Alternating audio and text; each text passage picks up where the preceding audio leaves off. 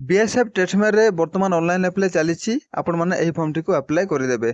तो यही vacancy state wise आसी। तो आपण मैंने अप्लाई करने पूर्व निहाती भाव में जानवा दरकार जे आम ओडिशा पई केते वैकेंसी अच्छी एवं ट्रेड वाइज जेहेतु ये वैकेंसी आसी कौ ट्रेड रे केते वैकेंसी अच्छी से विषय में फुल डिटेल्स जानवा।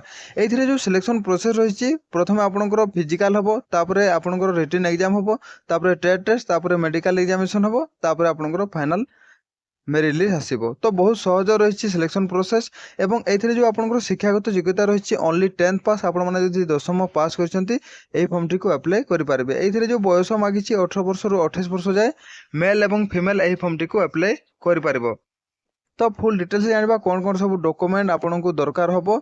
तो वीडियो को शेष देखो जदि आम ये चैनल प्रथम थर पाई वीडियो को लाइक शेयर सब्सक्राइब करदे। आगक एमती बहुत सारा लेटेस्ट इनफॉरमेशन आपने पाइपर। जो वैकेंसी आसी carpenter plumber pointer electrician pump operator तापर रही cobbler Taylor washerman barber sweeper एपरी हिसाब से सब ट्रेड वाइज आपंकर वैकेंसी आसी।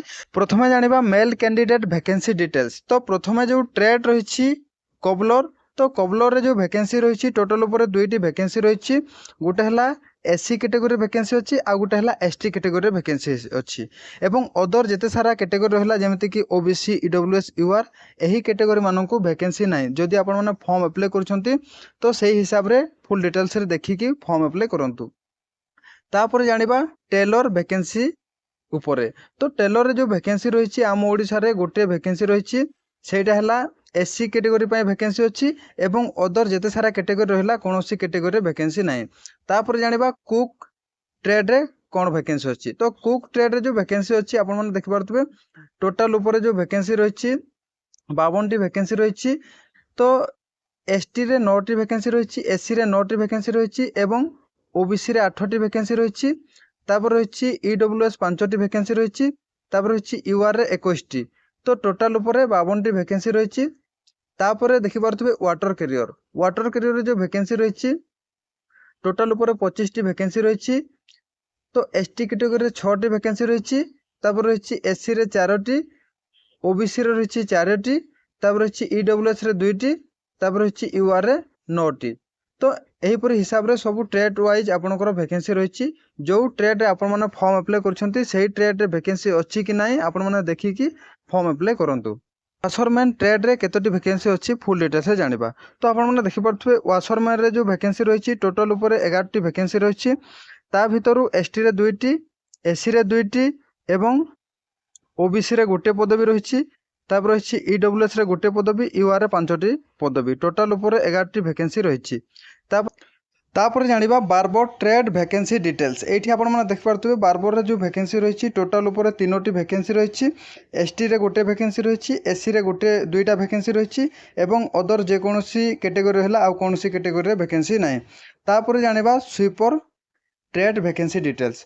तो स्वीपर रे जो वैकेंसी रही टोटल ऊपर 23टा वैकेंसी रही एसटी रे 4टी वैकेंसी रही एससी रे 4टी वैकेंसी रही ओबीसी रे 3टी वैकेंसी रही एवं ईडब्ल्यूएस रे 3टी वैकेंसी रही एवं यूआर रे 9टी वैकेंसी रही। तो टोटल ऊपर 23टी वैकेंसी रही एवं स्वीपर रे सबुठु भल वैकेंसी रही। तापर जानिबा कारपेंटर ट्रेड वैकेंसी डिटेल्स। तो कारपेंटर रे जो टोटल ऊपर वैकेंसी रही 2टी एसटी रे वैकेंसी ना एससी रे गोटे वैकेंसी अच्छी एवं ईडब्ल्यूएस रे गोटे वैकेंसी अच्छी अदर जेकोसी कैटेगरी है आउ कौन कैटेगरी वैकेंसी ना। तो यही हिसाब से आपण मैंने फॉर्म अप्लाई करेंगे।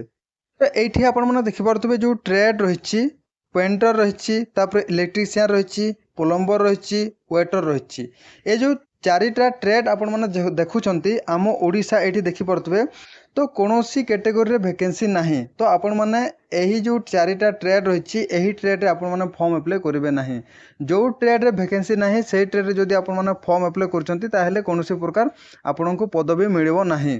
तो सेति पई आपण मैंने जो ट्रेड रे वैकेंसी अच्छी आपण को कैटेगरी रे वैकेंसी अच्छी कि नाही तो फुल डिटेल्स रे देखिकी आपण मैंने फॉर्म अप्लाई करेंगे।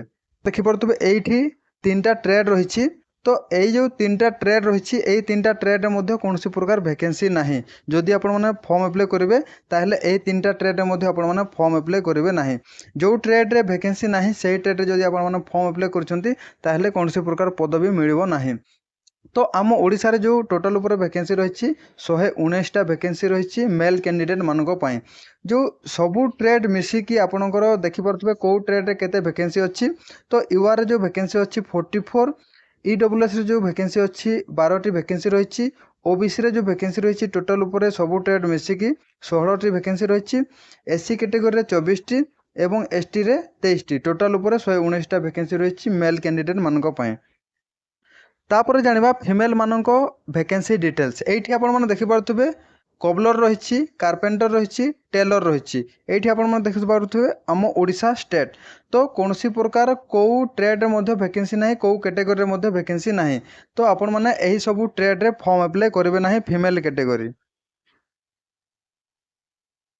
तापर जानिबा कुक ट्रेड पाई वैकेंसी डिटेल्स एठी आपण माने देखि पारुथबे टोटल ऊपर जो वैकेंसी रही तीनोटी वैकेंसी रही तो एसटी रे दुईटी वैकेंसी रही एवं ईडब्ल्यूएस रे गोटे वैकेंसी रही टोटल ऊपर तीनोटी वैकेंसी रही एवं अदर जेकोसी कैटेगरी है कौन कैटेगरी वैकेंसी नाही तापर जानिबा वाटर कैरियर जो वैकेंसी रही टोटल ऊपर आपण माने देखि पारुथबे दुईटी वैकेंसी रही गोटे है एसटी कैटेगरी पाई आ गोटे है यूआर कैटेगरी पाई टोटल ऊपर दुईटी वैकेंसी रही आ कौन कैटेगरी वैकेंसी नाही तापर जानिबा वाशरमैन जो वैकेंसी रही टोटल ऊपर गोटे वैकेंसी रही ता भितर एससी कैटेगरी मान पई गोटे वैकेंसी एवं अदर कोनोसी जेकोसी कैटेगरी है कौन कैटेगरी वैकेंसी नाही रही बार्बर ट्रेड तो बार्बर ट्रेड में कौन प्रकार वैकेंसी ना तापर रही स्वीपर तो स्वीपर रे आम ओडिशा रे टोटाल ऊपर फीमेल मानकर जो वैकेंसी रही दुईटी वैकेंसी रही गोटे वैकेंसी रही एसटी रे एवं आउ गोटे वैकेंसी रही यूआर रे